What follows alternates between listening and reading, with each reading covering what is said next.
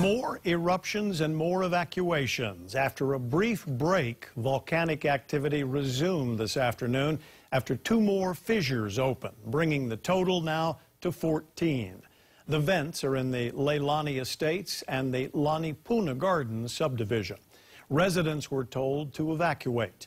At last check, lava has destroyed 36 structures, including 26 homes, and has covered 104 acres of land. Lani Puna Gardens is next to Leilani Estates. People living there should have already evacuated, but in case they did not, an alert was issued warning them there was immediate danger. Officials also went door to door to get everyone out.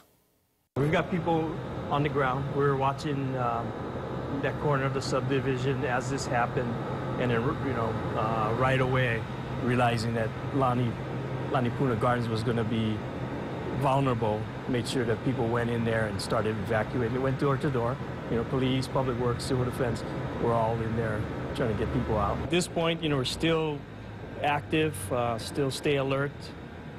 Seems like almost every day we get into this situation. We know we got people in there accessing their residences, so they got to be alert when they're in there. We have several reports from the Big Island again tonight. We start with Marissa Yamane, who joins us from Pahoa. Marissa? Hi, Joe. We're on the side of Highway 137, also known as Kapoho Kalapana Road.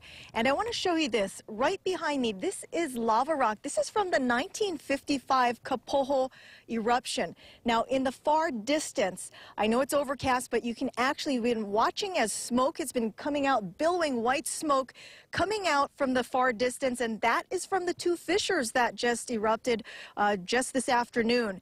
The smoke, the sulfur dioxide, the lava, those are the reasons why people in Lani Puna Gardens are told to evacuate. Meanwhile, folks in Leilani Estates, we did catch up with some of them today at a makeshift info center. Sacred Heart Church in Pahoa, a place of worship that stands tall in the town.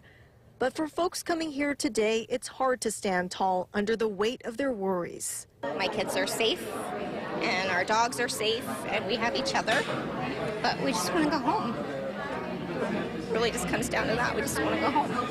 And it's a beautiful place and beautiful people. So it's been a good run. John has lived in Leilani Estates for 3 decades. The lava hasn't consumed his house, but his home is still a casualty. It's pretty well damaged. It's a slab on grade, and the cracks run under the house.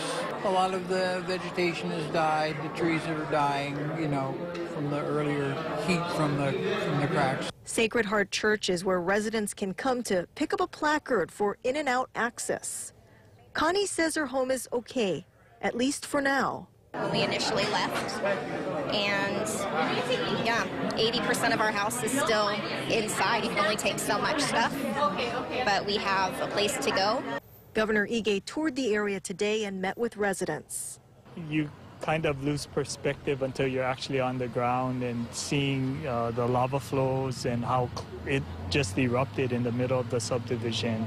The vents are still steaming, and there's gas coming. And you can see how close the homes are to the vents. It's stressful. I mean, we're all under a lot of stress. We have friends that live down on Makamai and Lani Puna Gardens, and for them it's been like hour by hour. So there's really no good in this situation. We all knew it was coming. We knew it when we bought it. The good news is that the surrounding available property is getting really, really cheap.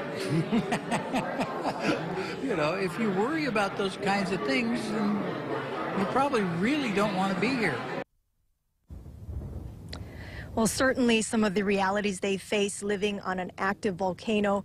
Case in point, the 2 new fissures that opened up this afternoon. Reporting live from Pahoa, Marissa Yamane, KHON2 News. Back to you, Joe.